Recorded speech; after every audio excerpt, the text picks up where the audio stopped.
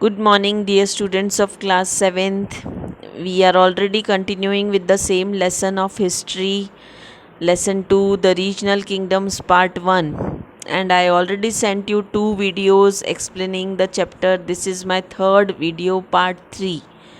As I have told you in the flow chart, that we have studied about the North India, then we have studied about Deccan, in which in the last time I sent you slides about explaining about Rashtrakutas, then Yadavas, Chalukyas, Kakatiyas, Hoysalas, for which the homework also many of you have sent to me after doing. Today we are starting with the South India portion of the early medieval period who ruled the South India. So there were three kings, the Pallavas, the Pandyas, and the Cholas. About them we will study in the chapter today.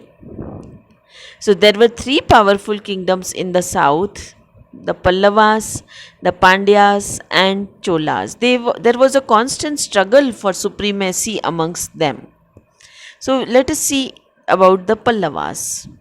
They became very powerful in the 7th and 8th centuries, right? So you are able to see in the figure given here, the map also, in which you are able to see the Pallavas, right? This portion of the southern part of India, this was the Pallava dynasty here. In 7th and 8th century they came up. Their capital city was Kanchi.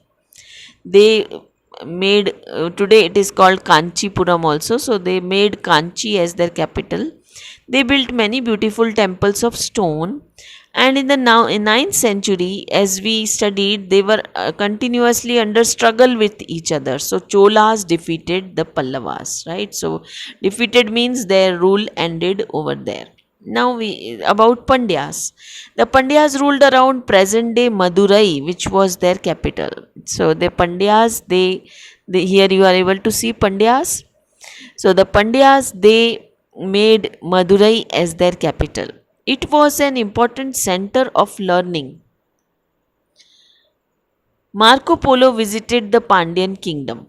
So at that time, Marco Polo, some visitors came and they have written about these kingdoms. So who visited? Marco Polo. The kingdom declined in 14th century. So this they defeated in 9th century. From then on they sat on the throne, and in 14th century their kingdom declined. Then the Cholas. They ruled in South India for nearly 4 centuries. So you can understand Chola administration was very powerful. 4th century means 400 years. So they were very powerful, as you are also seeing in the map. They established a powerful empire. That is why they are also known as Imperial Cholas. Imperial का मतलब क्या होता है? Rich class, high class अपने आप को कहलाते थे. Tanjore, now it is called Tanjavur, was their capital. So where Cholas ruled, there they made Tanjavur or Tanjore as their capital in that time. So now let us study further, as it has been given in the chapter in detail about the Cholas. So the first ruler of the Cholas was Vijayalaya, as you are able to see in 846 and up to 871 he ruled. His name was Vijayalaya. Now, Raja Chola and Rajendra Chola were also very powerful rulers. And in fact, this Chola rule was the region north of river Kaveri.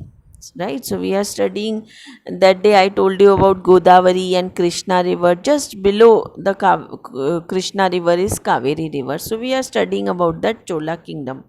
So let us come to know about Raja Chola. So from 985 to 1016, this Raja Chola ruled. He was also called as Raja I. He defeated the Pandyas and the Cheras. So the Pandyas were defeated, Cholas started ruling. They captured parts of Ceylon, Sri Lanka, and the Maldives Islands. So they, not only in India but out of India, the connecting islands also they captured and they ruled. Then Raja I or Raja Chola, his son was Rajendra Chola.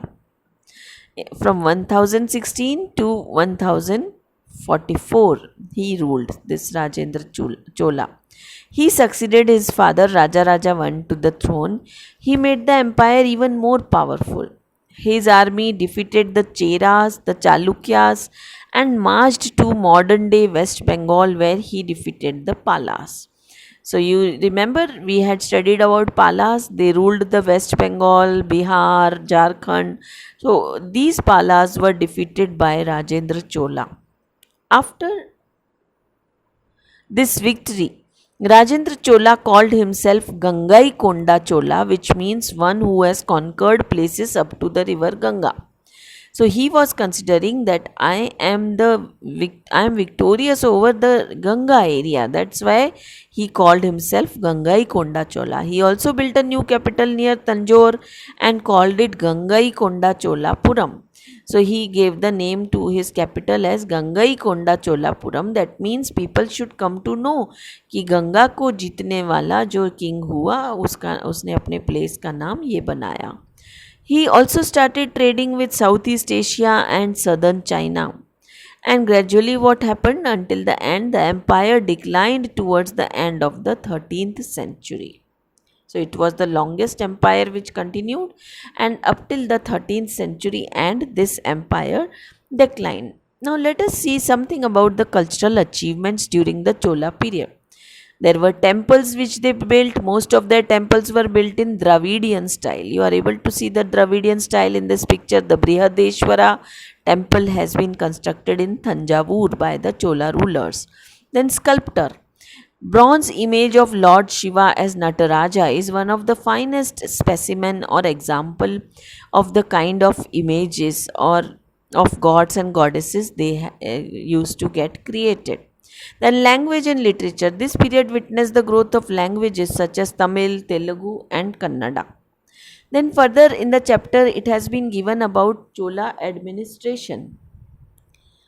The kingdom was divided into mandalams or provinces. They were looked after by the governors. Each was further divided into Valanadus or villages. That is why Tamil Nadu means village. Towns or nagars such as Kanchi, Tanjore, Puhar were also there. You are able to see in this map here. I have for your reference given the places Kanchipuram, then Tanjore. You can see each village had two assemblies, the Ur and the Sabha.